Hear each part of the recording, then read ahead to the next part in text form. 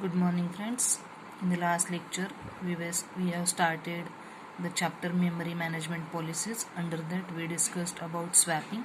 Under swapping, we were talking about 3 points: allocation of swap space, swapping processes out, and swapping processes in. Out of that, we have discussed about allocation of swap space.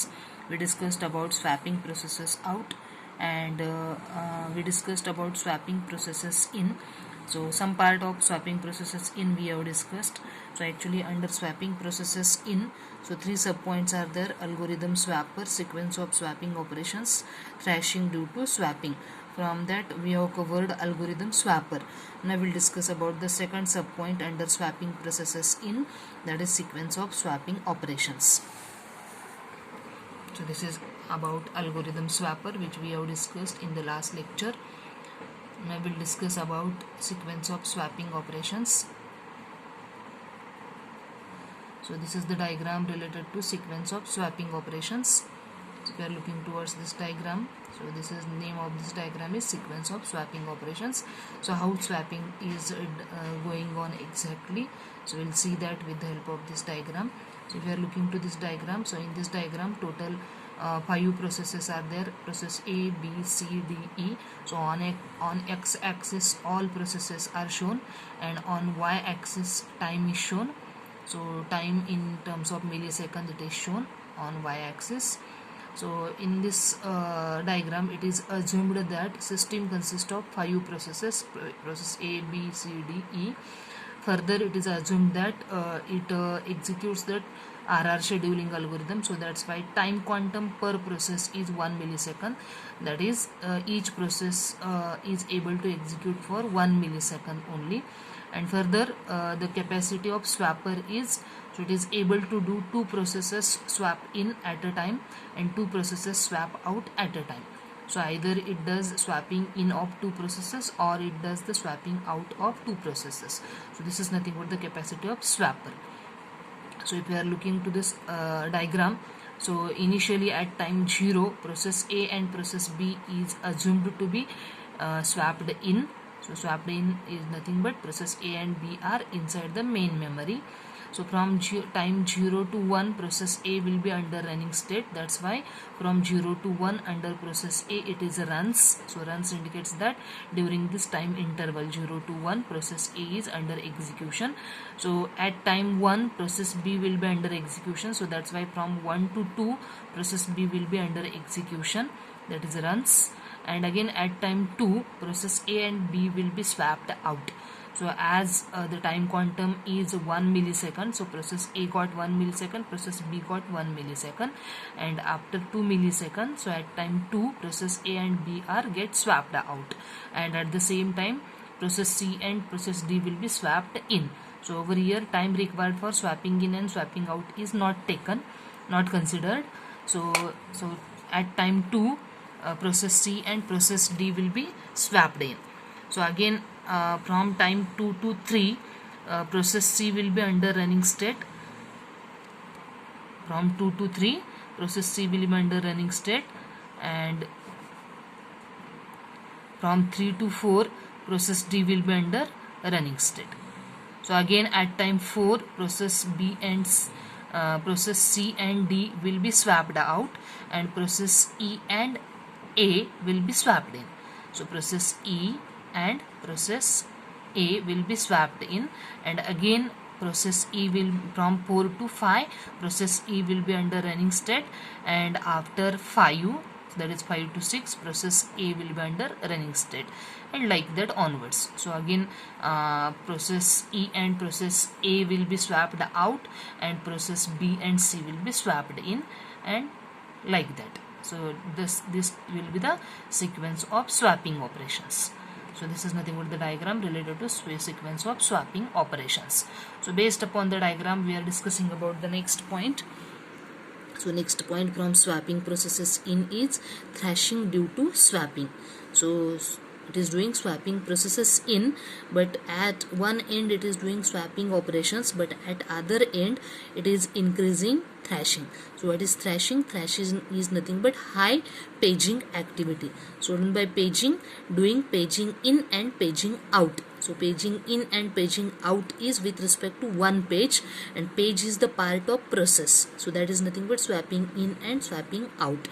So though we are doing swapping, that is swapping in and swapping out, so at other end we are increasing the thrashing. So thrashing is nothing but the high paging activity. So in thrashing, CPU utilization will be less because less number of processes will be inside the main memory. So we'll see how thrashing occurs due to swapping. So hope you are getting the concept of thrashing. So thrashing we have discussed in OSC. So thrashing is nothing but the high paging activity. In another word, it is also called as process spends more time in paging in and paging out than execution. So for execution it spends less time than doing the operations paging in and paging out, or doing the operation swapping in and swapping out. It means it spends more time in doing swapping in and swapping out rather than spending the time in execution. So this is called as a thrashing. म्हणजे थोडक्यात काय, एक्झिक्युशनसाठी कमीत कमी वेळ द्यायचा, पण त्या एक्झिक्युशनसाठी जो काही डेटा लागणार आहे तो डेटा सेकंडरी मेमरीमधून मेन मेमरीमध्ये आणायला आणि मेन मेमरीमधून सेकंडरी मेमरीमध्ये न्यायला जास्त वेळ लावतो आपण. म्हणजे एक्झिक्युशनसाठी कमी वेळ आणि डेटा मेन मेमरीमध्ये अवेलेबल करण्यासाठी जास्त वेळ. आणि जोपर्यंत डेटा अवेलेबल होत नाही तोपर्यंत आपण डेटा एक्झिक्युशन करू शकत नाही. So this is nothing but the thrashing. So that's why thrashing is treated as a major disadvantage with respect to virtual memory. So we'll see how thrashing occurs due to swapping. So this is the diagram. So actually same diagram is there. So we are looking same diagram. So this is the diagram where we are discussing about thrashing due to swapping. So here again same number of processes are there, process A, B, C, D, E. So again same assumption is there, that is time quantum of 1 millisecond is given to each process. Again capacity of swapper is doing swapping in of 2 processes and swapping out of 2 processes at a time. So here if you are looking, so again process A and process B will be assumed to be swapped in at time 0. So process A will be under execution from time 0 to 1. Process B will be under execution from 1 to 2. At time 2 process A and B will be swapped out and C and D will be swapped in. So at time 2 process C and process D get swapped in. So again according to time quantum, C will be under execution. C will be under execution from 2 to 3, and at time 3, so unfortunately nice system call is executed on process D. See, listen carefully. So what happened, actually at time 3 process D should be under execution, but what happened, nice system call is executed by the system, and with the help of nice system call what we are doing, we are able to control the priority of the process, and by executing the nice system call the priority of process D is get lowered than the priority of E. So actually in D and E, so D is highest priority process and E is lowest priority process, but system want to execute E than D. म्हणजे सिस्टीमला काय करायचं आहे, E ला execute करायचं आहे, D ला execute करायचं नाही आहे. त्यामुळे सिस्टीमनं काय केलेलं आहे, नाईस सिस्टीम कॉल यूज करून प्रोसेस D ची प्रायोरिटी कमी केलेली आहे.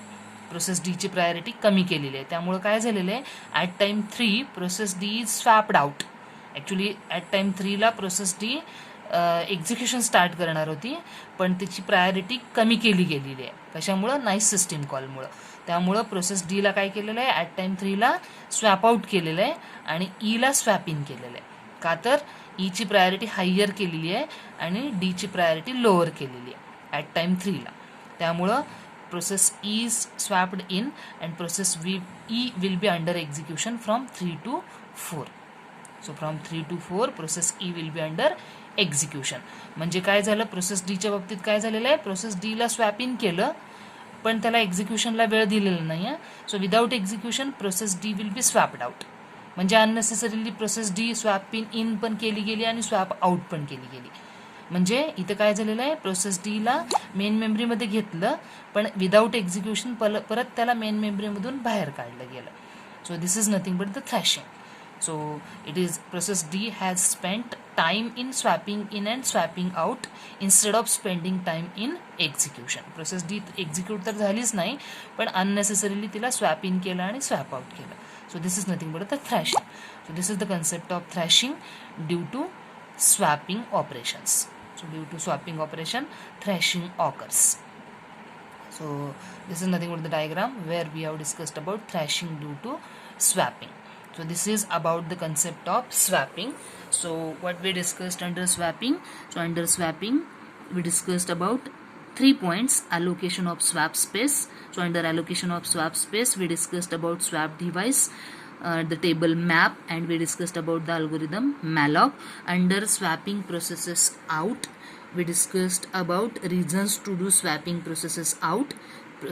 Swapping processes out का करायचं त्याचे reasons पाहिलेले आहेत. Fork, BRK, process becomes larger by natural growth of its stack. The kernel wants to free space in memory for processes it had previously swapped out and should now swap in. So these are the reasons for doing swapping processes out. After that, under swapping processes out, we discussed about the diagram mapping process space onto the swap device. Then we discussed about swapping process into memory, and at last we discussed about fork swap and expansion swap. So after that, under swapping processes in, we discussed about algorithm swapper, sequence of swapping operations with the help of diagram, and again thrashing due to swapping, again with the help of diagram. So these are the points which we discussed under the point swapping. Under the point swapping, and this is nothing but about swapping. So we discussed the first point from this chapter, that is memory management policy, that is swapping. Okay, so we'll stop here. In the next lecture we'll start about demand paging.